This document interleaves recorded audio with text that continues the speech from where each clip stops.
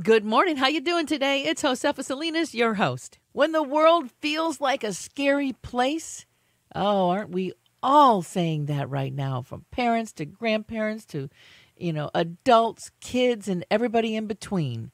So much going on, things that most of us have never seen in this world. Who's seen a pandemic and protest all at the same time? I don't think that's ever happened. So how do we talk to our kids? How do we talk to ourselves during a situation like this? There's essential conversations that we need to have.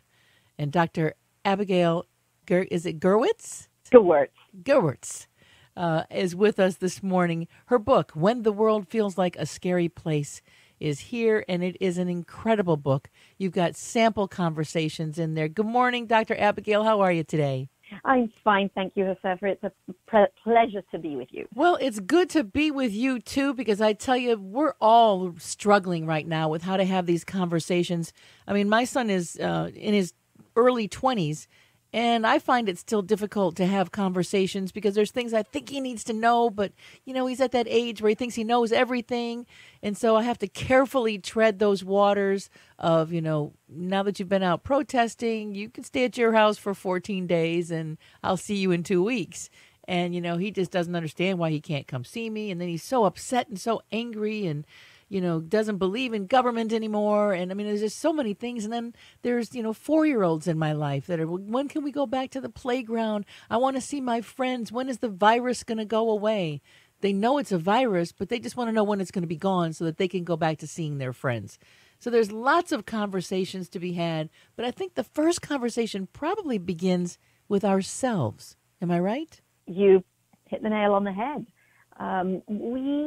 If we want to be effective as parents, and as you pointed out, parenting is so complicated. It's complicated and tough anyway. Honestly, as the mother of 4, I think it's the hardest job I've ever done, and I have never met someone who hasn't agreed with me on that. And in these situations, in these days, it's even harder and more complicated. So the first thing we have to do is to get a handle on what we are feeling about all these things, about the pandemic, about the protests, racial inequality, all kinds of issues that surround us these days. So to do that, we have to be aware. We have to look inside ourselves. And this can be something as brief. If you're put on the spot with your child and they want to know the answer to something that's really a sensitive issue to you, then it can be as simple as one deep breath. Or it can involve a longer process if you have that time where you just think about, what am I feeling right now? Where am I feeling it? And why am I feeling it? Because, of course, all of us are the combination of not just our genetics, but our experiences, our identity, things that we've been through, all kinds of things. And that affects the way we not only see the world on a day-to-day basis, but the way we experience the things that are going on right now. So how important is it to zero in on a problem? A lot of us parents, when we see something going on, immediately we're like, I can't believe that happened. Why did you put yourself in that situation?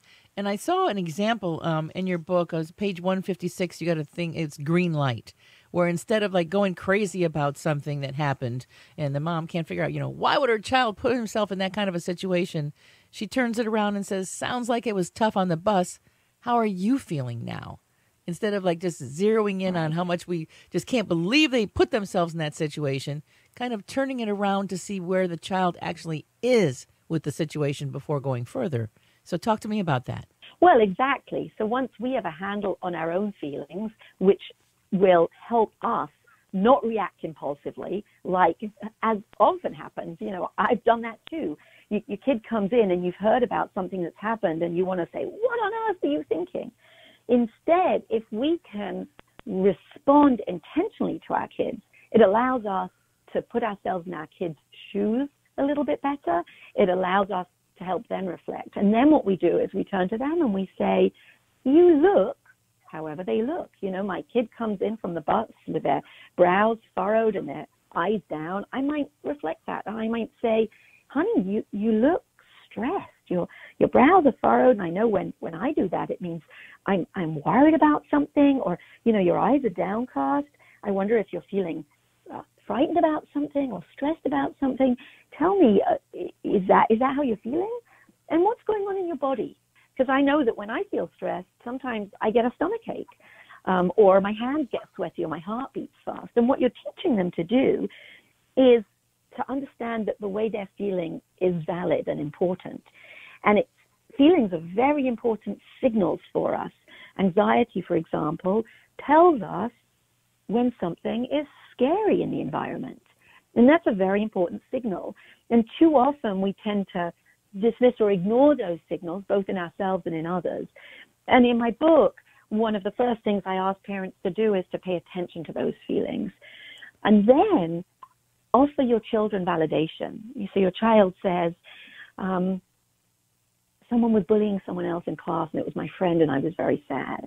And you have an opportunity to say, wow, I think I would feel sad too if I saw my friend being victimized. And I remember when I was a young person and my friend was hurt, I felt so sad, and I also felt kind of helpless, or whatever the situation is. Uh-huh. So that's really crucial. It's what we call emotion coaching. Now, what do we do when we're in a situation where, like, let's take the protesting for an example, because that's going on around the world, and a lot of parents are very anxious. A lot of friends are very anxious for other friends. How do we approach that conversation of, you've been out protesting, I know you're full of all kinds of emotions, but we also have to deal with the conversation of the epidemic. So how do you combine the compassion with some factual things that they now need to look at? Right. So you're talking here about older kids, teens, let's say. And the thing about teens is they really understand, teens and early adults, let's say, anyone under the age of 25, they really understand complicated ideas. We can talk about police brutality with them, racial inequality, and sort of the pros and cons of dismantling police departments and things like that. But emotionally, what we know is that adolescence is the second most rapid time for brain development after early childhood, and that their brains still aren't quite there yet, which means that sometimes they'll do things that they'll later regret. They'll be a little bit more impulsive than we would want them to do. That, for example, is why drunk driving is such a problem for teens. And so you really see it when you think, you talked about this tricky balance with the protests and the pandemic. And it reflects all our issues as parents. We want to keep our kids safe on the one hand, and we want them to keep those around them safe, and we want them to be able to go out and engage with the world, because it's so important to nurture independent, engaged, compassionate human beings.